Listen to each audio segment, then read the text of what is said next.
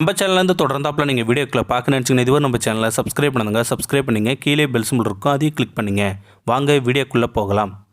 கிட்டத்தட்ட 70 வயது இருக்கும் அவருக்கு. என்னோட சூலூர் பேருந்து நிறுத்தத்தில் ஏறி எனது அருகே அமர்ந்தார்.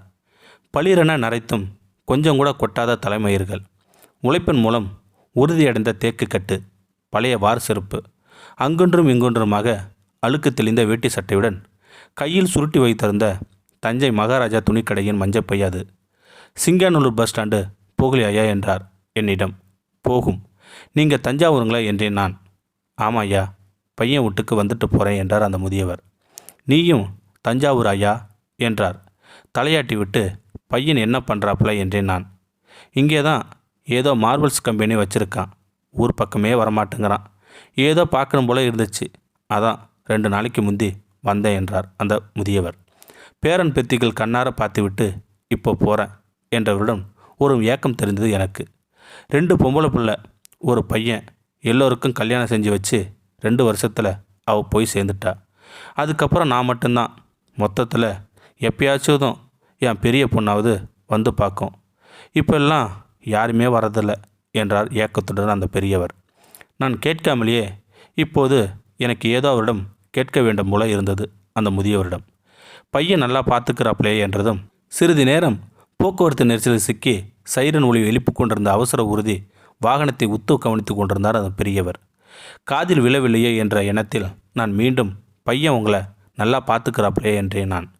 தயக்கத்துடன் என்றவர் சிறிது நேரம் அமைதிக்கு பிறகு பார்த்துக்கிட்டு தான் இருந்தான். நிலத்தெல்லாம் என் மருமக பேருக்கு மாத்திர வரைக்கும். அதுக்கப்புறம் அவன் ஊருக்கே வர்றதில்ல, செலவுக்கு பணமும் கொடுக்கறதில்ல என்றார் அந்த முதியவர். இருக்கிற 2 பசுமாடு தான் எனக்கு இப்போ கஞ்சி ஊற்றுது என்றபோது அவர் கண்களில் கண்ணீர் முட்டி கொண்டு வந்து விட்டது. அவன் என்ன பண்ணுவான் பாவம், அவள் ஆட்டினபடி ஆடுறான் என் புள்ள.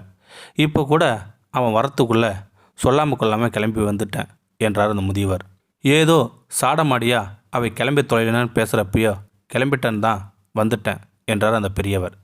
இந்த மாதிரி இழுத்துக்கிட்டு கிடக்காம படுத்திருக்கும்போதே உசுறு போயிடும் தான் வேண்டிக்கிட்டே இருக்கேன் என்றார் அந்த பெரியவர். இப்போது தூரத்தில் கேட்க ஆம்புலன்ஸ் ஒலியை கவனித்தபடியே பேசியவரிடம் மேற்கொண்டு பேசி எதையும் கிளற வேண்டாம் என்று தோன்றியது எனக்கு. நான் இறங்க வேண்டிய ராதாராணி தியேட்டர் நிறுத்தம் வந்தது. ஏனோ இறங்கவில்லை. இவரை சிங்கானூர் அழைத்து சென்று பேருந்து ஏற்றிவிட வேண்டும் போல தோன்றியது எனக்கு. அப்படியே அவருடன் அமர்ந்து விட்டேன்.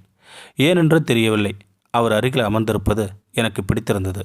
அவர் மீது வீசிய வேர்வை நாற்றம் நான் என் அப்பாவிடம் உணர்ந்திருந்ததால் இப்போது எனக்கு அது வாசமாக மாறிப்போயிருந்தது. சிங்காநல்லூர் வந்து இறங்கியதும் பேருந்து நிலையத்தின் எதிரில் உள்ள உணவகத்தை காட்டி சாப்பிடலாமா என்றேன் அந்த முதியவரிடம். வீட்டிலேயே சாப்பிட்டு தான் பஸ் ஏறினேன் என்று அவர் சொன்ன பதில் பொய் என்று அவர் முகம் காட்டி கொடுத்தது எனக்கு. வலுக்கட்டாயமாக அழைத்து சென்று என்ன வேணுமோ வாங்கிக்க என்று சொன்னேன் நான். என்னை வெறிக்க பார்த்துவிட்டு ஒரு தோசை மட்டும் போதும் என்றார் அந்த முதியவர். இருவரும் வாங்கி சாப்பிட்டோம். அவர் சாப்பிடும் வரை பேசவே இல்லை. பின்னர் அரசு குடிநீர் ஒன்றை வாங்கி கொடுத்து தஞ்சை செல்லும் பேருந்து ஒன்றின் இருக்கையில் அந்த தண்ணீர் பாட்டிலை வைத்துவிட்டு கீழே இறங்கி நடத்துனரிடம் டிக்கெட் எடுக்க எனது பரிசை எடுத்தபோது என் கையை பிடித்து அவர் கசங்க பையில் இருந்த கசங்காத ஒரு 500 ரூபாய் தாளை எடுத்து தஞ்சாவூர் 1 என்றார் அந்த முதியவர். டிக்கெட் போக மீதம் கொடுத்த ரூபாயிலிருந்து ஒரு 50 ரூபாய் எடுத்து என் கையில் திணித்தார். தயவு செஞ்சு வாங்கிக்கியா, நான் இன்னும் அந்த நிலைமைக்கு வரல என்றதும் கண்முட்டிய கண்ணூருடன் உயிர் விங்கி வைக்கும் வலியுடன் விறுவிறுவென நடந்து வெளியில் வந்து பேருந்து பிடித்து என்னுடைய வீட்டுக்குள் நுழைந்தேன் நான். என் கையில் திணித்த கசங்கிய அந்த 50 ரூபா நோட்டை வெறுத்து பார்த்தபடியும் அவரை பற்றி எண்ணி பார்த்தபடியுமே படுக்கையில் நெடுநேரமாக படுத்து கிடக்கிறேன் நான். அனைத்தையும் மறந்து நான் என் அப்பாவுக்காக எதையுமே செய்யவில்லை.